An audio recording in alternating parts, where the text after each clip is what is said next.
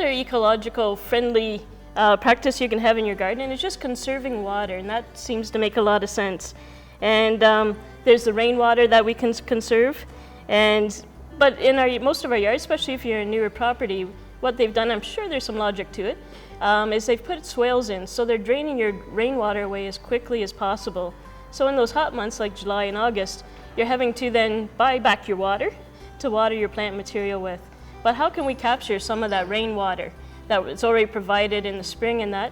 How can we make use of that? And there's different ways that we can be conserving water in our gardens. The most common way is through rain barrels, just at the base of a downspout from the east trough, whether you have one or two or that. I was at a house in Brampton last summer and got a visit through the garden, and they had a row of 12 rain barrels at the side of their garage, all at different levels, stepping down as you went. And so they collected water, and the first one filled up, then the second one, and the third one. But then they fed an irrigation line back to their vegetable garden and put in a drip irrigation system that fed directly off the rain barrels. So you can get as creative as you want to. There's all different styles of rain barrels. Some of them are quite decorative and that sort of thing as well. But you might want to consider putting in a rain barrel. The other one is using semi-permeable pavers. And basically what that means, instead of us concreting our whole driveway or asphalting or making our patios and that walkways just solid concrete and where all the water just runs off to the side of it, we can actually set it up so that it's what they call semi-permeable. And meaning that the stones are spaced further apart. You might have pea gravel or that in between the stones. I've seen driveways where they've done 2 strips of brick and then just put creeping thyme in between so it could still be driven over. And so it could still be driven over, but the water wasn't just rolling down the driveway into the drain at the side of the road. And so there's a lot of things that we can be doing that way. A lot more contemporary styles usually have the larger slabs and a bit of space in between the slabs, whether they're planting like a creeping thyme or moss in between, or just less finer stonework where the water can actually get into the soil. Even though you might not be planting anything there, if that soil stays moist, it will go out from there as well. So it's a way of getting water into the ground and not just rolling down the sides of our streets. By green roofing, and so the water that falls on the roof gets absorbed by the garden, but takes a little bit more setup in that for that.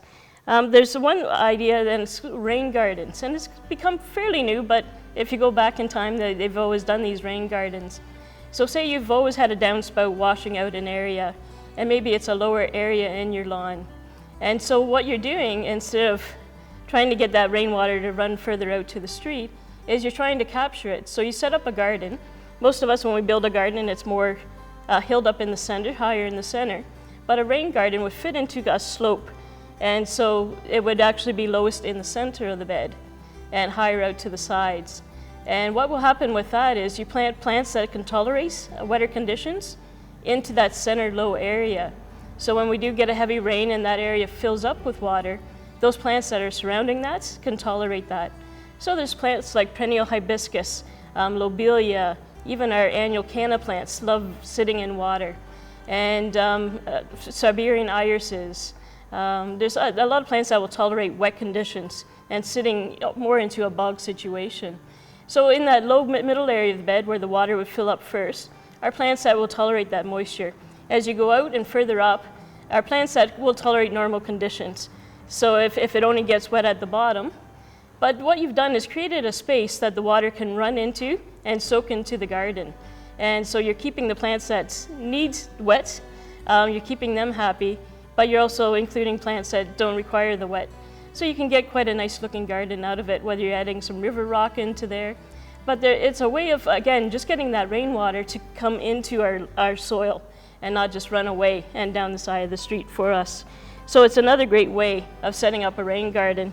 So kind of look for areas where you do have kind of a natural sloping area. Maybe it's an area where you find that water sits longer after a rainfall, that it's wet and you can't mow there for a couple days.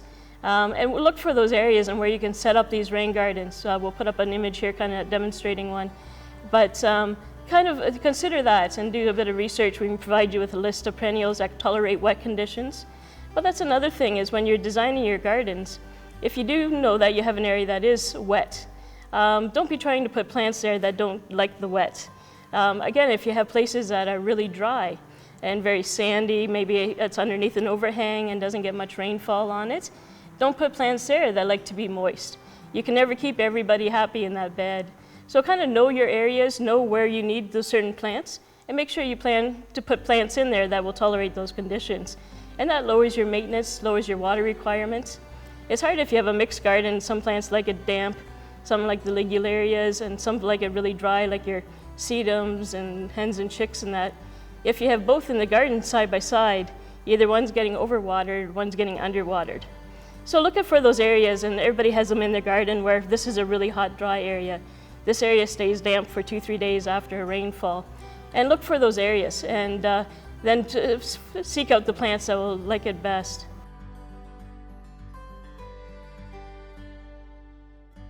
Another way we conserve water, I think, is just with our irrigation systems.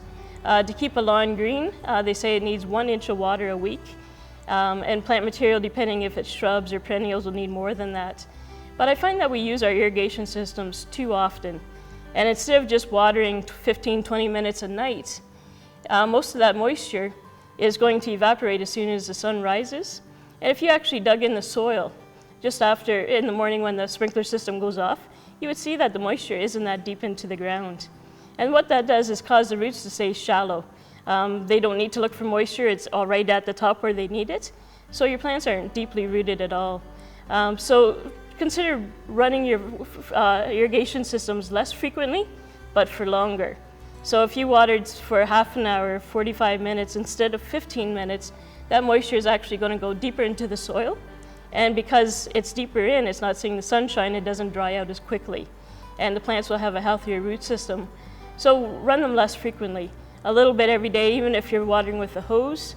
If you're just doing a quick sprinkling of flowers in the morning before you go off to work, that's already dried up by noon. Again, if you can put a soaker hose in or spend a bit more time and water for longer periods, you'd have to water less frequently. But that water is going to much better use than just evaporating quickly in the air as soon as the sun is in the sky. So another way that we can conserve water. So there's many ways that we can do, but the trick is to try to capture it before it all runs down your driveway or all runs down the swale at the back of your property into the drain. But try and find ways or areas that, how can I make use of this? Maybe it's a really wet spot and there's no solution to improving the drainage. So maybe it's considering that area for a pond or a bog garden and making use of what Mother Nature gave you and working with it and creating a beautiful garden from that.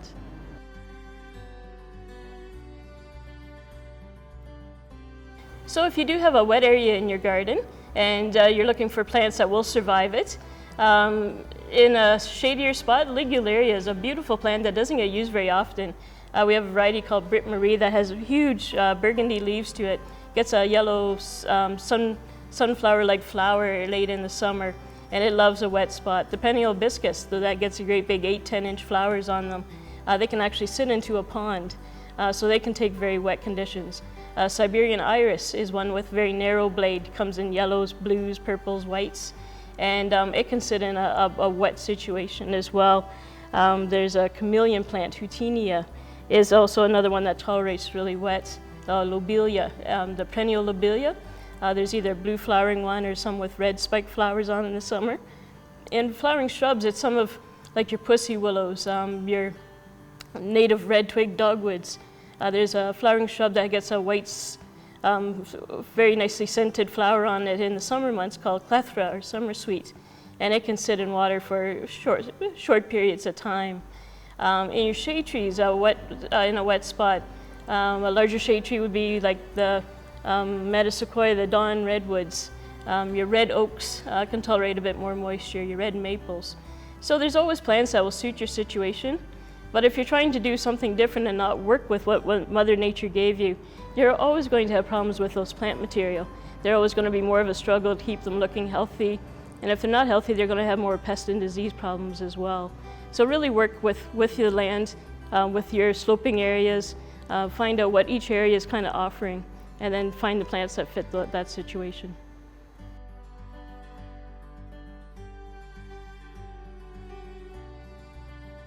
Sometimes your wet areas might be either because of yards sloping in together and it's a lower spot. Sometimes it can be because you have a heavier clay soil.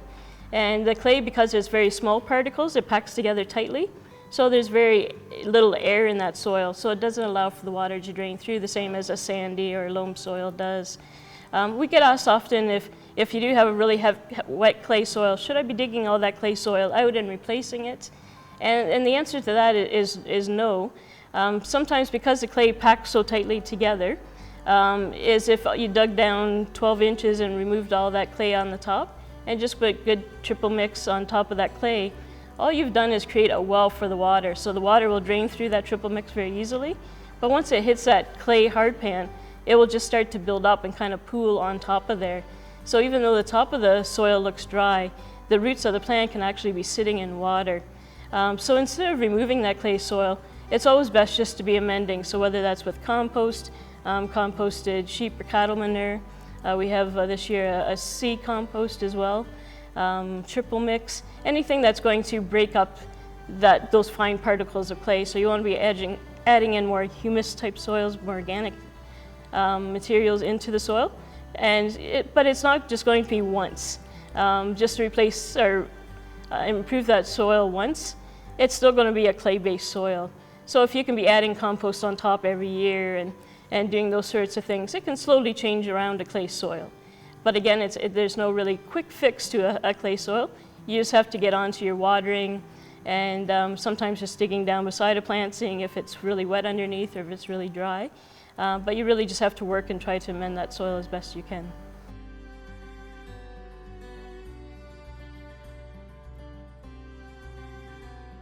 Another advantage of choosing the right plants for the right areas in that is you've heard the saying, the grass is always greener on the other side of the fence. And if it is, chances are the water bill is also higher. So just by watching how you water, just watering less frequently but making it longer watering so it does more good, can cut down a lot on your water bill, especially in those hot months. But also placing trees in the right position. If it's on the south side of a house and it's just blazing sun, it's also heating up the house and increasing your air conditioning bills and your hydro bills. But placing the right trees in the right spot can cut down on your heating and cooling costs. And so if you can cut back on your water bills and your heating bills, it's just a great way that you can still enjoy the garden. It's still doing everything you want it to do, but there's many other benefits to just the beauty of the garden.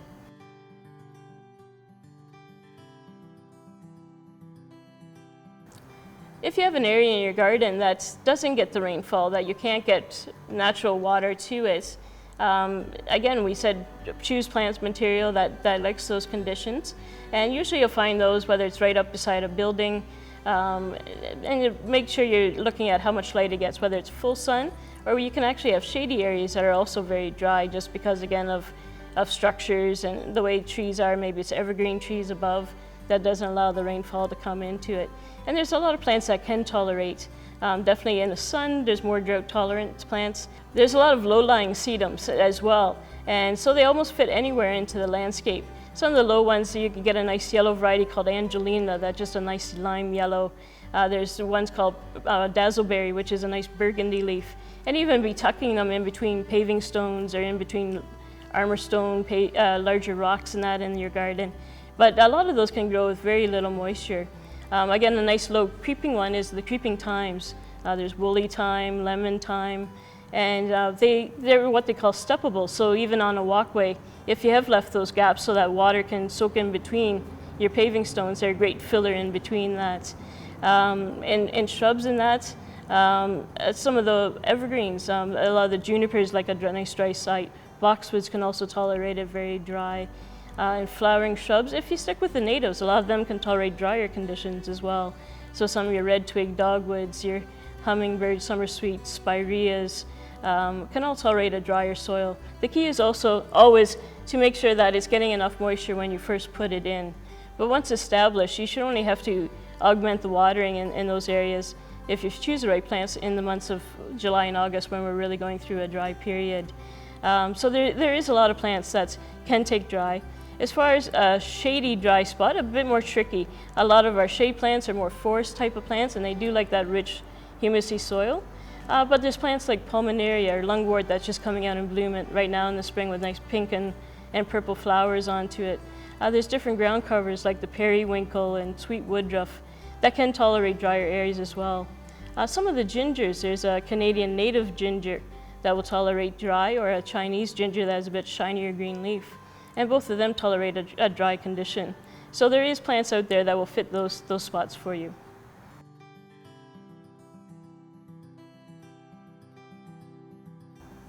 If any of this conversation that we've been having has sparked any ideas and you're wondering how you can include some native plants into your garden, or maybe you have that trouble area that you've got too much water sitting or it's a too dry of a spot, download, we have a new landscape planning guide that you can just click on and download. And it's a workbook for you to work through and kind of questions for you to go through that might just help pinpoint what you need to do in those areas. It might make you think differently about your garden.